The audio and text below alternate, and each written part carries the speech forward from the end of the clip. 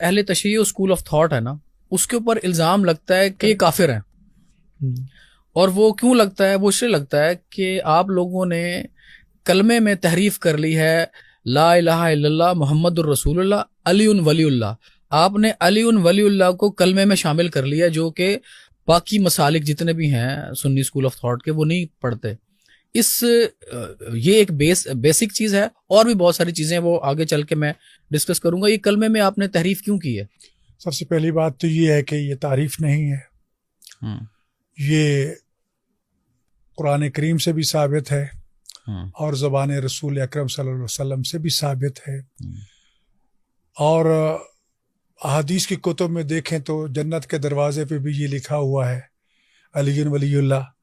اور بلکہ ایک دروازے پر تو رسول خدا صلی اللہ علیہ وسلم کا فرمان ہے کہ ایک گھنٹی لگی ہوئی ہے، جرس جسے کہتے ہیں عربی زبان میں، کہ جب وہ بجتی ہے تو اس سے بھی یا علی یا علی یا علی کی آوازیں آتی ہیں۔ اس کا ریفرنس بھی پلیز بتا دیں، کون سی حدیث کی کتاب میں آئی ہے؟ میں ریفرنس اس وقت ذہن میں نہیں ہے، لیکن سوال یہ ہے کہ کوئی دنیا کا مسلمان ایسا نہیں ہے جو علی ابن ابی طالب کو ولی نہ مانتا۔ بے شک رہ گیا کلمہ، تو ادھر 6 کلمے بنا دی گئے ہمارے اہل سنت دوستوں کے ہاں، ہاں جی 6 کی بجائے آپ 600 بھی بنا سکتے ہیں۔ ایسی کون سی بات ہے کہ جتنی جزیات کو شامل کرتے جائیں گے وہ ایک کلمہ بنتا جائے گا، لیکن اصل چیز جو انسان کو دائرہ اسلام میں داخل ہونے کے لیے اقرار باللسان اور اظہار بالارکان، یعنی زبان سے اس کا اقرار ہو، دل میں موجود ہو، اپنے ہاتھ پاؤں سے اس کا اظہار بھی ہو، وہ شہادتین ہے جی۔ من قال لا الہ الا اللہ محمد رسول اللہ فہو مسلم، یہ تعریف ہے، ٹھیک ہے۔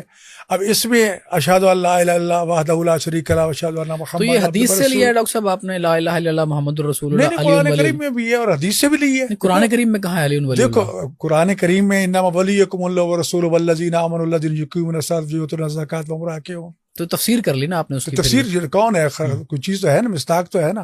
پورے قرآن کی، تو آپ کو چیزیں پورا دین تو اس سے مفصل نہیں ملے گا، اجمالی صورت میں ملے گا۔ اچھا یہ تو جب آپ قرآن کریم کو حدیث سے لیں گے تو تب آپ کے سامنے آئے گا، اور اس لیے کہا گیا کہ قرآن کریم کی تفسیر بالرائے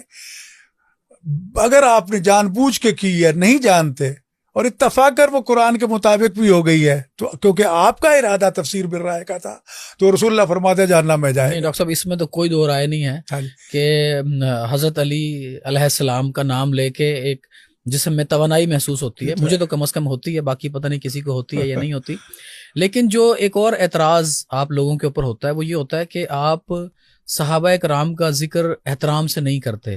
اور اپنی مجالس میں ان کے خلاف تبرہ کرتے ہیں، کیا یہ بات درست ہے؟ دیکھیں میرے بھائی، سب سے پہلے تو آپ کو 2 چیزوں کو واضح کرنا ہوگا، ایک اہل بیت نبوت ہیں، ایک اصحاب نبی ہیں۔ اصحاب میں اور اہل بیت میں پہلے فرق کرنا ضروری ہے۔ اصحاب کی تعریف بالاتفاق تقریباً تمام مسالک کے نزدیک، سنی ہوں یا شیعہ ہوں، من ادرک صحبت النبی مع الایمان ومات علی الایمان، کوئی شخص مومن بن کے دربار رسالت میں آیا ہو صلی اللہ علیہ وسلم، اور پھر قرآن کہتا ہے ثم لم یرتابو، پھر شک نہ کیا اس نے نہ نبوت پہ نہ رسالت پہ نہ اس چیز پہ، اور اسی ایمان پہ اس کی موت واقع ہوئی ہے، وہ اصحابی ہے جی۔ اور سوال یہ ہے کہ قرآن کریم نے سورہ منافقون نازل فرما کے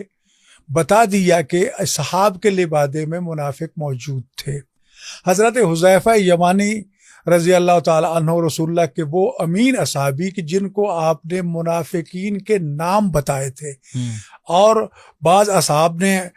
بار بار ان سے پوچھا کہ جی ہمارا نام تو اس میں نہیں ہے، ہمارا نام تو اس میں نہیں ہے، کیونکہ وہ اسرار نبوت کے امین تھے، اس لیے انہوں نے نہیں بتایا، تو بالآخر انہیں تنگ آ کے کہا تم بتاؤ نہ بتاؤ میرا نام تو ضرور اس میں ہوگا جی۔ تو اب یہ جو حدیث، اب یہ اسرار نبوت کا امین ہے حضرت حذیفہ یمانی رضی اللہ تعالی عنہ، تو یہ ساری چیزیں ہمارے سامنے